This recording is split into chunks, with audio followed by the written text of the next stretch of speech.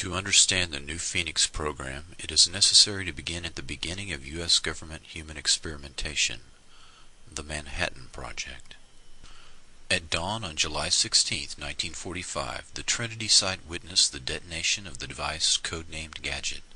The remaining two devices, named Little Boy and Fat Man, were used on Hiroshima and Nagasaki on August 6th and 9th, killing approximately 200,000 people.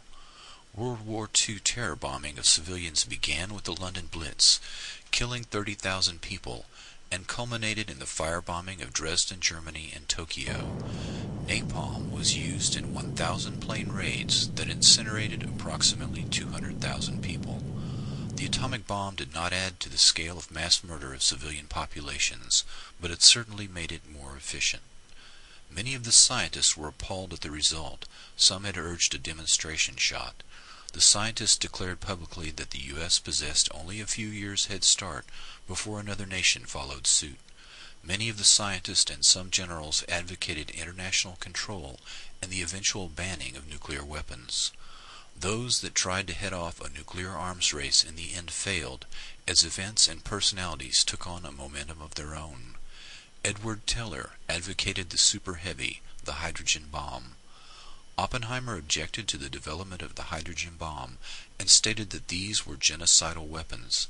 He was promptly replaced. Teller assumed the scientific leadership of the weapons program and remained influential for the entire Cold War.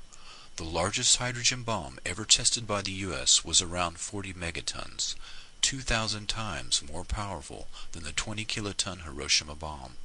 The nuclear arms race that followed has resulted in the doctrine of MAD, mutually assured destruction.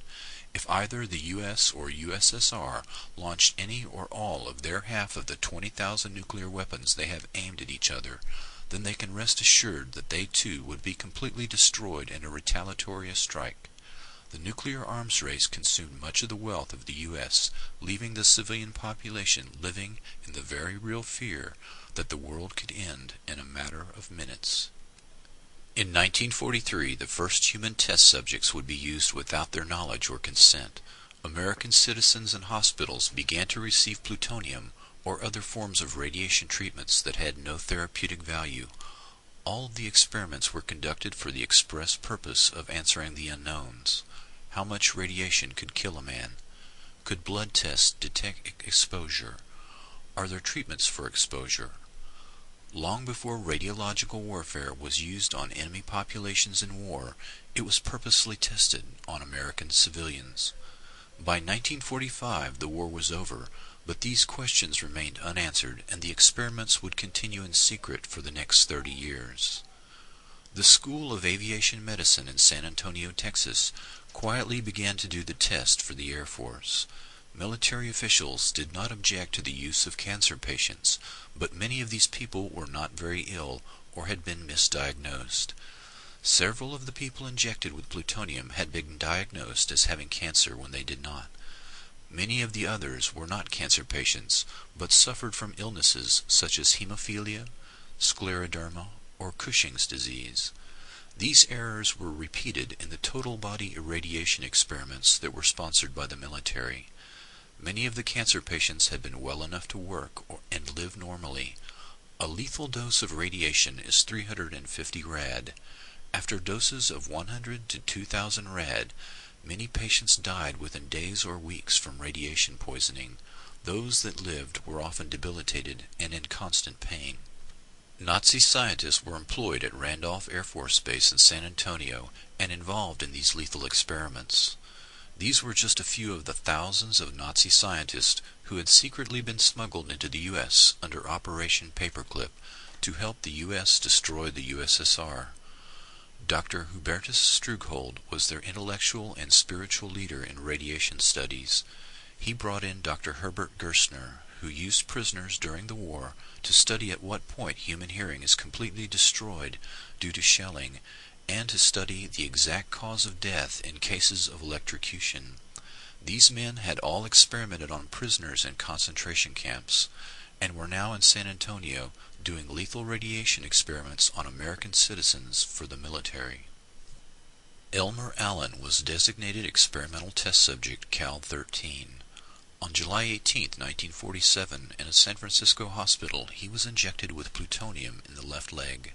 3 days later, the leg was amputated at mid-thigh.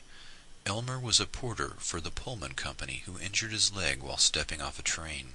He was diagnosed with a fracture that developed into a cyst. The first test for cancer was negative.